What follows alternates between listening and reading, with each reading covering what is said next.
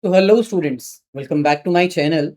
In today's video, we are going to discuss about the derivation of demand curve using marginal utility theory.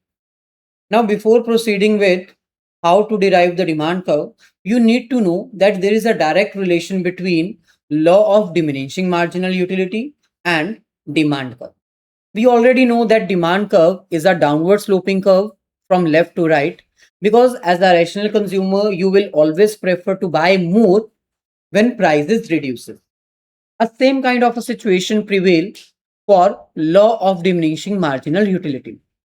As we already know, law of diminishing marginal utility says when a consumer is consuming a same product again and again continuously in a standard size, the satisfaction derived from each additional successive unit will decreases.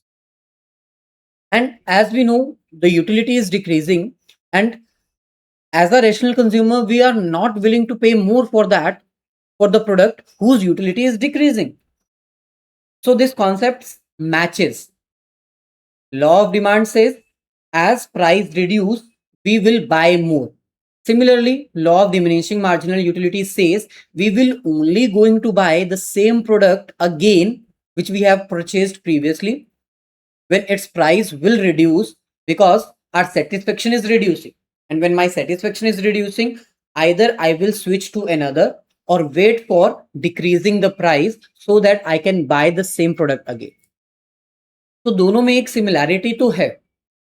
Law of demand यही कहता है कि एक consumer ज्यादा quantity तब purchase करता है जब उसका प्राइस कम हो जाता है, और law of diminishing marginal utility ये कहता है कि एक प्रोडक्ट को अगर हम बार बार लगातार स्टैंडर्ड साइज में कंज्यूम करते हैं तो उससे मिलने वाली सेटिस्फेक्शन कम होती है. अब क्योंकि सेटिस्फेक्शन कम हो चुकी है तो हम ट्राई करेंगे कि अगर हम उसी प्रोडक्ट को दोबारा परचेज करने जाएं तो उसका प्राइस कम हो जाए. अगर उसी प्राइस पे वो दोबारा परचेज करना पड़े तो हम उसको परचेज नहीं करेंगे क्योंकि उसकी सेटिस्फेक्शन पहले ही कम हो चुकी है. So based on that, we can say that they has a link and we can derive demand curve using diminishing utility. So here they have mentioned the fundamental reason for demand curve to slope downwards are as follows. Law of diminishing marginal utility. This is the one reason why demand curve is sloping downward. The law of demand is based on the law of diminishing marginal utility. According to the cardinal utility approach, when a consumer purchases more units of a commodity, its marginal utility declines, and as marginal utility is declining, so consumer prefer to pay less for them. The consumer therefore will purchase more units of that commodity only if its price falls. Thus, a decrease in price brings about an increase in demand. The demand curve therefore is downward sloping. And we can also prove it with the help of equimarginal principle that we have already done. So in my previous lecture, I have already told you that a consumer is having $10. The price of Y is $2 and the price of one is X is $1. Based on this, the equimarginal principle says a consumer is going to consume 4 commodities of X and 3 commodities of Y. So if the price of Y reduces from 2 to 1, what will be the impact on demand curve? Because previously the price of Y is 2. When the price of Y is 2, we are consuming 3 units. Will it make any change if the price of Y reduces to 1? Definitely, with the decrease in price, consumption need to be increased. Can we prove it? Yes. So I am erasing all this so that we are able to do this question once again. Now we have to take the price of Y is 1 and we have to find a situation where marginal utility of X divided by price of X must be equals to marginal utility of Y divided by price of Y. So now the price of X is 1. So we have to divide this marginal utility with 1. We will get the same value. But now the price of Y is also 1. Dividing this marginal utility will with 1 will not give you this value. We have to find the value which is going to be same. So that is 42 divided by 1, 42, 32, 24, 18, 14 and 12. So we have $10. We have to make a comparison and make a purchasing decision. So first we will compare 60 with 42. Which one is more satisfying? 60. So we'll buy this unit. 40 versus 42.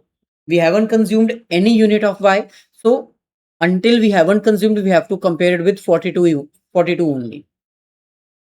40 or 42. So this time 42. Second unit. 40 or 32. Obviously 40. 25 or 32. 32. Fourth unit. Then 25 or 24. 25. Fifth. 12 or 24. 24. Sixth unit. 12 or 18. 18. Seventh unit. 12 or 14. 14. Eighth unit. 12 or 12. Now this time this is the tie. I have already told you we have to consume that commodity which consumption is less. So we have only consumed 3 units of X. So ninth unit will be this. 5 and 12. 12. So this is going to be the last unit for the consumption. So here we have. So now we are consuming 42, 32, 24, 18, 14, 12. 6 units of Y commodity. 60, 40, 25, 12. 4 units of X commodity. Can we consume further? Definitely not, because we have $10 and we have spent $10 on the consumption. Now with this, we can conclude that previously when we are consuming Y commodity whose price is 2, we are only consuming 3 units when price is 2. Now the price is 1 and we are consuming 6 units. So we can easily derive a curve which says the demand curve will be downward sloping.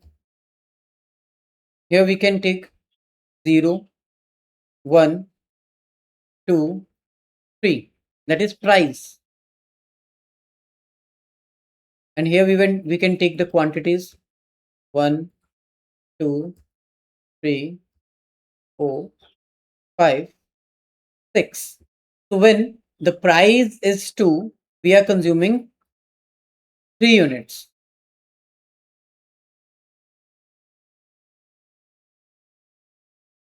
Now the price is 1 and we are going to consume 6 units. So this will be your demand curve looks like. We have to join this and this is downward sloping.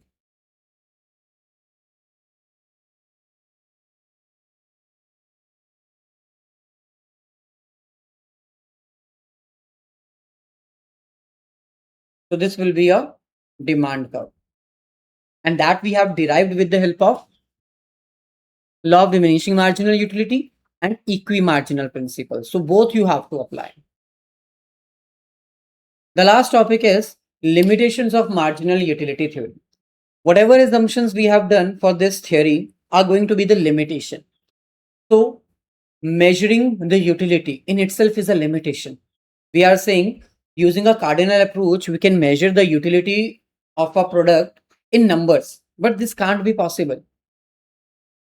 Second, irrationality by the consumer or ignorance of the consumer. We have assumed that consumers are rational consumers. They always prefer to buy more when price is less, but sometimes the ignorance can be possible when consumer is consuming a two substitutes on the basis of prices. Means a consumer is saying this product is very cheap and this product is expensive. So they check the quality of a product based on the price, and they are saying that if this is very cheap, then definitely it will not be of a good quality. So that is why they buy expensive product. slave of customs and habits. So consumers are having a customs and habits. Based on that, their consumption changes. Invisible commodities, not applicable to free goods. Change in price means price. We are assuming that price will remain constant, but price changes. And we also assume that marginal utility of money does not remain same. We have assumed that it will remain same, but it is not applicable every time.